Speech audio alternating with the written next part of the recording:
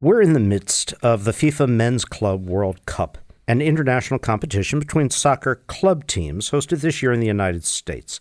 It's a separate event from the more widely anticipated and prestigious FIFA Men's World Cup, which is played between national teams and takes place next summer across 16 North American cities, including Houston and Dallas. But why are we talking about soccer, or football, as most of the rest of the world refers to it, on a policy podcast? Because global sport isn't just entertainment. It's increasingly a space where politics, economics, and diplomacy intersect. International competitions like the Club World Cup and the World Cup play an important role in international relations as tools of soft power and platforms for projecting political influence on the world stage. This is perhaps nowhere more clear than in the case of Saudi Arabia. Under Crown Prince Mohammad bin Salman, and despite its dismal human rights record, the kingdom has deliberately positioned itself as a global hub for sport and a normal, in quotes, place for the rest of the world to do business. This is part of Saudi Arabia Vision 2030, the broader strategy by Mohammed bin Salman, or MBS as he's widely known, to diversify the country's economy and reshape its international image. So how does this kind of influence through sport work? How effective is it? And what are the implications for political and economic engagement between authoritarian countries that are rebranding, like Saudi Arabia, and the West, where, at least historically, there is an aversion to non-liberal authoritarian regimes? I'm joined today by Kristian Coates Ulrichsen, a fellow for the Middle East at the Baker Institute and co-director of our Middle East Energy Roundtable. He's also the author of several books, including a forthcoming one titled Kingdom of Football, Saudi Arabia and the Remaking of World Soccer, which will be published by Hurst on August 21. The book explores Saudi Arabia's rise to prominence in the world of soccer, a story deeply intertwined with the rise of MBS. Kristian's broader research at the Baker Institute examines the changing position of Persian Gulf states in the global order, as well as the emergence of longer-term non-military challenges to regional security. I'm David Satterfield, director of Rice University's Baker Institute for Public Policy in Houston, Texas, and this is Baker Briefing. Kristian, thank you for joining me today. Now, over the last 2 decades, we've seen a shift in the geopolitics of sport away from Europe and the Americas. Is this part of the globalization of sport? And could you give us an example of why more and more mega sports events seem to be taking place in what we refer to as the Global South? Yes, thank you for having me. So, since about 2000, over the last 25 years now, we've seen increasing numbers of sports mega events, by which we mean the FIFA Soccer World Cup, the Summer and Winter Olympics, and other continental-sized championships taking place across the Global South. So, for example, the FIFA Men's World Cup took place in Asia for the first time in South Korea and Japan in 2002, in Africa for the first time in South Africa in 2010, in the Middle East in Qatar in 2022. We've seen long periods where Summer and Winter Olympics over recent decades have been increasingly globalized. Obviously, the Summer Olympics in China in 2008, followed by the Winter Olympics in 2022, also in Beijing. And this isn't anything necessarily new. Countries have often used big events to either announce their rehabilitation after a period of difficulty. So, for example, between 1960 and 1972, we had Summer Olympics in Italy, Japan, and in West Germany, the defeated powers from World War II. Other instances, we've seen countries announce their arrival on the world stage.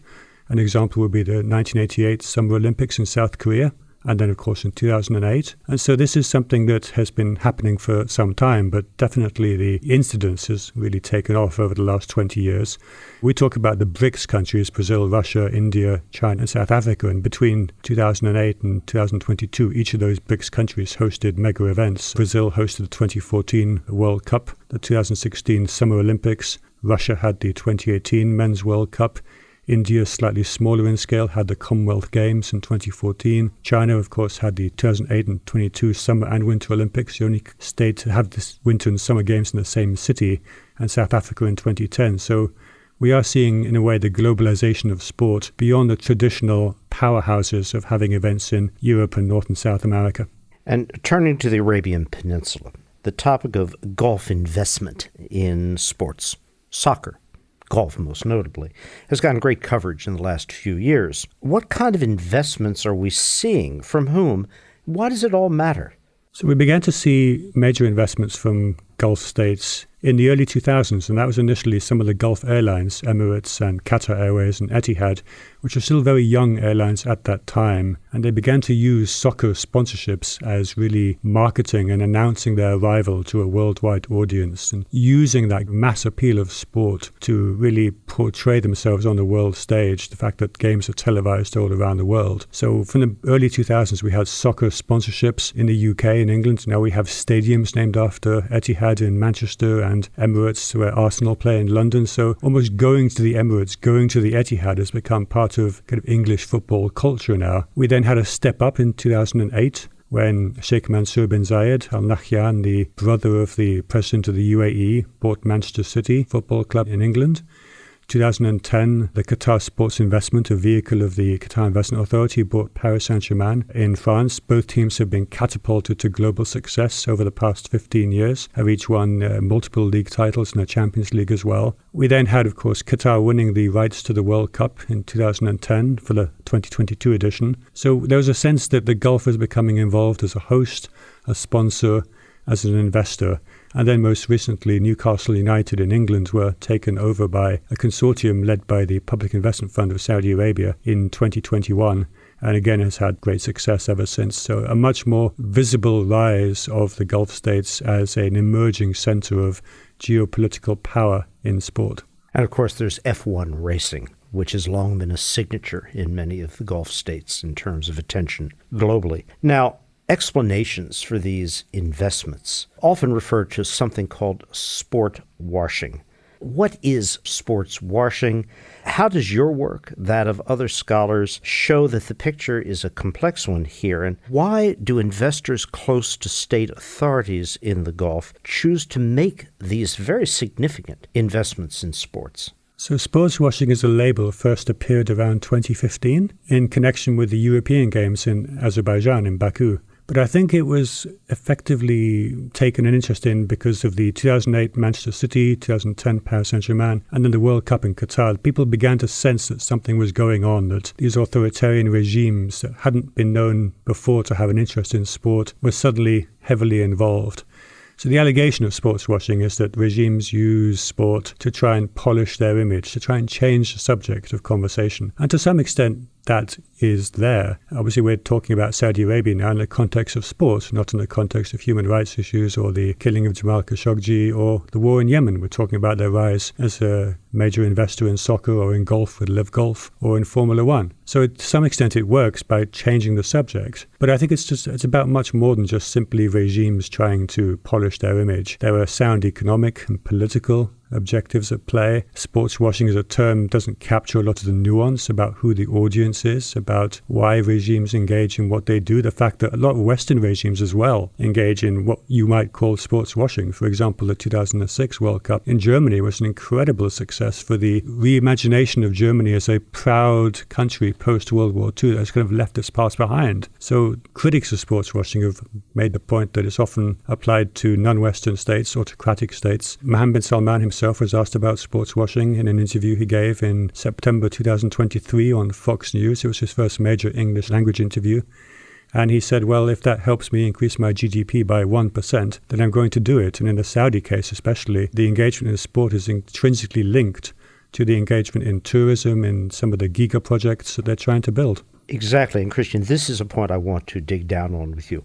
Let's look at Saudi Arabia, although you can see reflections of this elsewhere through the Middle East in the Gulf. This has an internal impact as well, not just an external presentational aspect, whether it's shifting the topic or providing a better image for a country. The fact is, Saudis in Saudi Arabia are seeing a very different exposure to things that the rest of the world has taken for granted in the field of entertainment broadly, sports specifically, This is very much part and parcel of Vision 2030 and the transformation MBS wants to effect in his country in a cultural and political sense. Yes, and we saw in the 2022 World Cup in Qatar when Saudi Arabia defeated Argentina 2-1 in their opening match. We saw a side of Saudi Arabia that hundreds of thousands of Saudis celebrating wildly. We saw the images of a fun-loving, football-mad youth going around the world, which arguably did more for Saudi soft power than anything Mohammed bin Salman could say or do. So we saw then the appeal of using sport.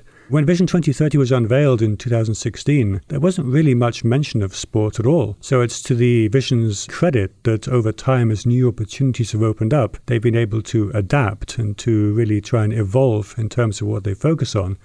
But engaging in sport, I think, is integral to the Giga projects because Mohammed bin Salman is on record as having said that by 2030, he wants a population of Saudi Arabia between 50 and 55 million people. Now, I think that's probably quite a stretch. It's currently 33 million. But if he's going to attract tens of millions of new residents and visitors to populate the Giga projects as they become operational in some shape or form, that message is going to have to come from somewhere that Saudi Arabia today is not the Saudi Arabia you might have thought of 10, 15, 20 years ago, and that it's now open in a way that it hasn't been in the past. And so sport can play a key role in connecting the audience to the message in that respect. And I would argue, Kristian, and welcome your views, those Giga projects may or may not ever see fruition. Indeed, the Saudi budget deficit is almost by the week now producing changes in the amount of monies allocated to the Giga projects. But the changes, whether they are big sports event, football, F1, or smaller, WWE wrestling as a hugely popular entertainment in Saudi Arabia, music shows with Western artists performing. I wonder if this is not a more enduring reinforcement to a changed Saudi Arabia than those Giga projects could ever produce.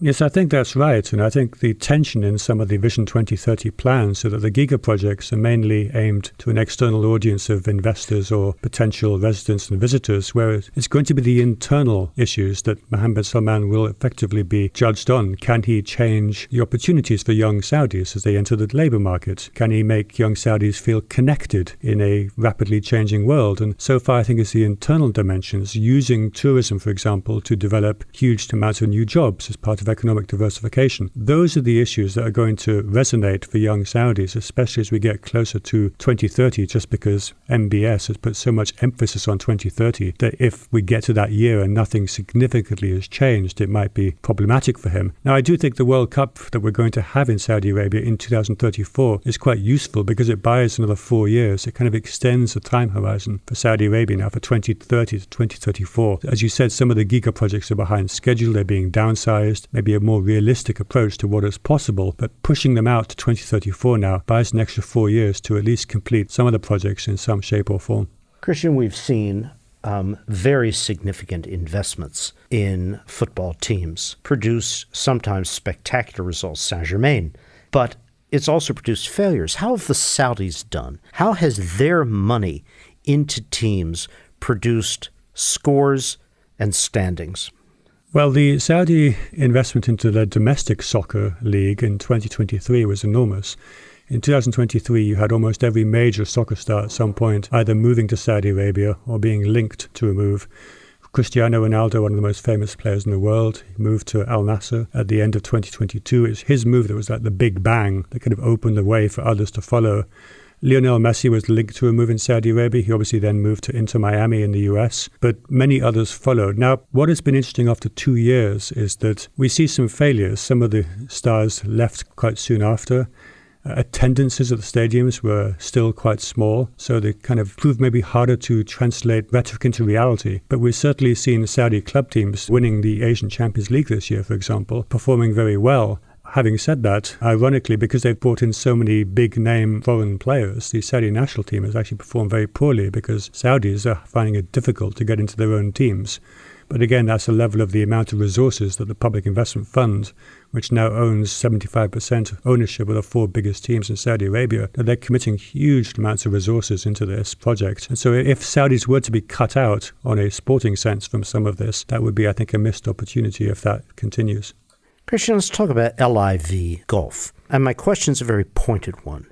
Does this evolution of an alternate league or association stand on its own for intrinsically Saudi purposes, similar to what we've described in the area of football? Was it designed to cultivate a relation with President Trump, both at the same time? How do you assess it?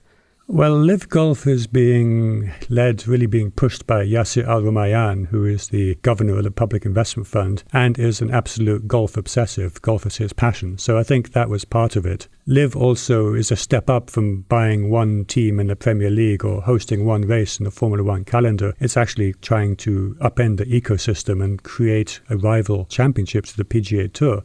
So it was a step up in what the Saudis have been trying to do. Instead of working with the system, they were trying to work against and create a new system. I think partly what Liv was trying to do, and is still trying to do, is to reach into Middle America. They're trying to attract as potential investors in Saudi, as potential residents, visitors, a sort of affluent constituency that will go and potentially play golf in Saudi Arabia, using Liv as a way to advertise that Saudi Arabia is now, again, a different country to the one we thought we knew. It's been successful in the sense that it's imprinted itself on the golf landscape. Many Live golfers have since won majors, so going to Live hasn't been a career-ending opportunity. Having said that, it continues to lose money. There have been initial plans to spin off Live teams as franchises. They haven't yet come to pass. And the PGA Tour and Live Golf announced in June 2023 a strategic framework to combine operations. And that still hasn't been effected, even though President Trump himself got involved in February this year to try and effect a resolution. The fact that President Trump himself is a big investor in golf resorts and that several of the Live tournaments have been held at his resorts certainly helps. And it certainly helped in 2024 when Trump was the candidate, and it was a way of cementing relationships between the Saudis and then candidate Trump and his family. So, Kristian, let's look outside the Gulf, the West, the democratic world at large. To what extent has this phenomenon over the past 20 years in the sports world produced changes in terms of greater tolerance for, acceptance of, minimization of, criticism of, whatever phrase you want to use, authoritarian regimes? So I think also one way in which sports washing is the limiting exercise is, for example, the country doing the washing, as people might say, can't then control how it's received. They can't control how the audience takes it.